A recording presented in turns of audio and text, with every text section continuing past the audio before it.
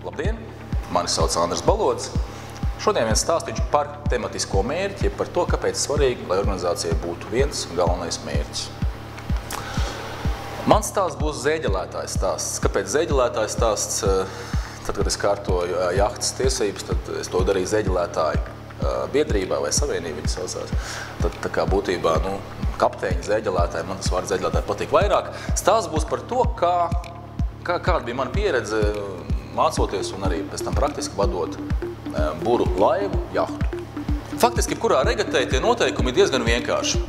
Kā jūs startējat sacensībās, tad jums ir, teiksim, jums ir kuģis, jums ir jūrā ieliek 3 bojas un pasaka ļoti vienkārši uzdevumu. Mērķis ir pirmajam apbraukt šīs te bojas, nokļūt finišā, un tas, kurš pirmais ir finišā, tas saņem lielo zelta medaļu. Kas ir interesanti visā tajā stāstā, ir tas, ka, numur 1, jums ir laiva, kurai nav motora, līdz ar to faktiski jūs nevarat viņas darbību, viņas kustību ietekmēt. Vienīgais, kas jums ir draugs, ir vējš. Ja, tad vējš ir tas, kas var jūsu kuģi virzīt uz priekšu. Tā viltīgā lieta ir tajā, ka pat tad, ja jūs zinat, kā ir izkārtotas bojas, jūs nekad nezināt, kāds būs vējš. Tad tas mums būs jārisina tajā brīdī, ka jūs būsiet reāli jau jūrā, jūs būsiet uz kuģa, tad jums jāstāsta, ka vējš, un izejot no tā, jūs varat sākt plānot savu maršrutu, apbraukt šīs te bojas pēc iespējas ātrāk. Racionāli cilvēki, protams, saka, tur nav daudz ko domāt. Īsākais ceļš starp 2 punktiem ir taisni. Tad plānotais ceļš mums vienmēr plus mīnus ir šāds. Te mēs būsim pēc tāda laika, te pēc tāda, te mums pasniegs medaļas. Viss ir lieliski. Bet vai dzīvē viss ir tik vienkārši? Pastīsimies tagad to kuģi, to organizāciju vai to, kā jahta tiek vadīta. Jahta tiek vadīta patiesībā diezgan vienkārši. Ja mēs paņemam skatu no augšas, ir 2 elementi, kas nosaka to, kā jahta kustēsies. Pirmais, ko mēs varam ietekmēt, tā ir stūre. Stūre nosaka mums virzienu vektoru, uz kurienu laivai jābrauc.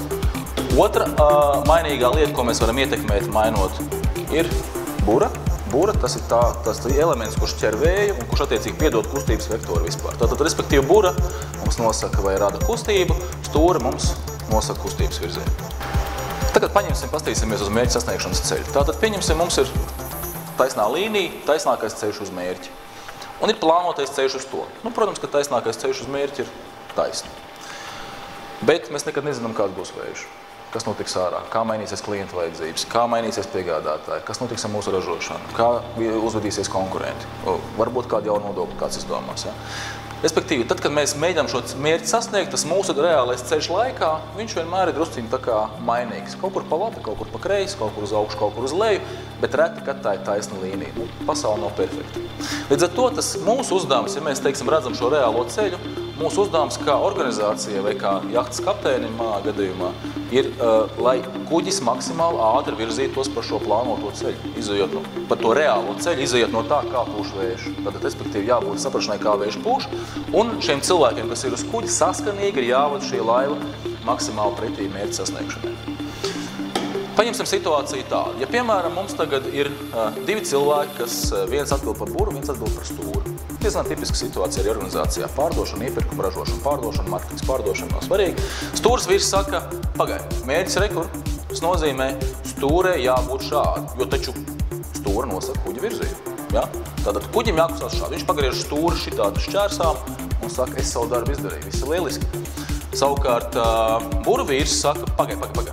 Vējš pūš šādi, tad, lai mēs brauktu maksimāli ātri uz mērķi, kas šajā gadījumā nav varbūt šādi, mēs brauksim 45 grādos pret vēju, mēs brauksim šādi, respektīvi burai jābūt noliktei tā, lai kuģis virzās uz šejienu. Kas mums notiek? Mums ir 2 mērķu vektori. Tad viens saka, rekur ir mērķis, otrs saka, nē, lai nokļūtu šeit, šobrīd, izejot no ārējiem apstākļiem, jābrauc uz šejienu. Kas notiek ar kuģi? Kurš kapteinis mums pateiks, ka, ja mēs šādi sagriezīsim buru un stūri, tad labākajā gadījumā kuģis nekustēsies, sliktākajā gadījumā viņš vienkārši apgāzīsies. Ja? Kas jahtas gadījumā varbūt nav gluži tā. Respektīvi, tā svarīgā lieta visā tajā ir tas, ka kuģim vienlaicīgi jābūt ir vienam un tikai vienam mērķa vektoram.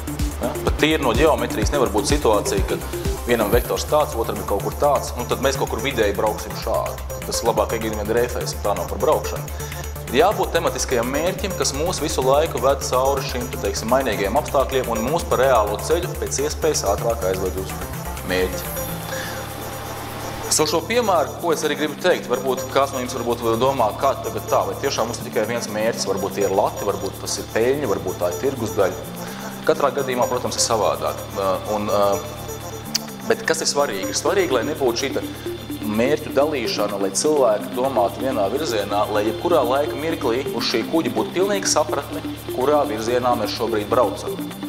Kas ir mērķis mums visiem? Kāda mērķa sasniegšana ir prioritāte visai mūsu organizācijai? Parasti šie tematiskie mērķi vai, teiksim, šis virzieni, viņi nevar būt gadām. Tas būs daudz par ilgu. Viņiem būtu jābūt kaut kur starp 3 un 6 mēnešiem, es pat teiktu. Ja?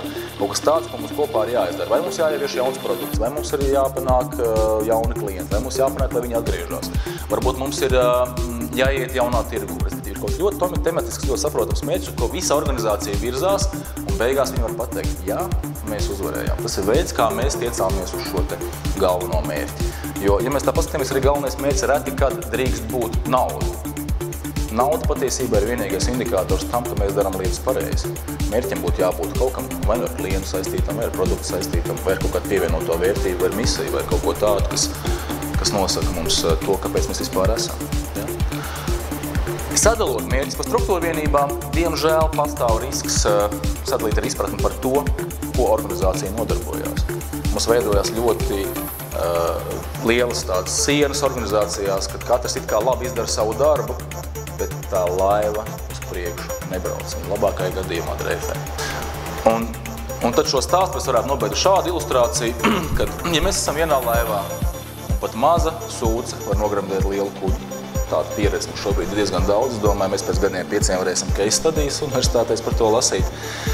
Nevar būt situācija, kad caurums vienā vietā kuģim ir tikai to cilvēku problēma, kas stāv tuvāk un gluži otrā. Tāpat arī mērķim. Viņam jābūt ir vienam visiem ir jādara tā, lai kuģis maksimāli ātri peldētu tur, kur viņam jāpeld, un lai beigās uzvarētāji būtu visi.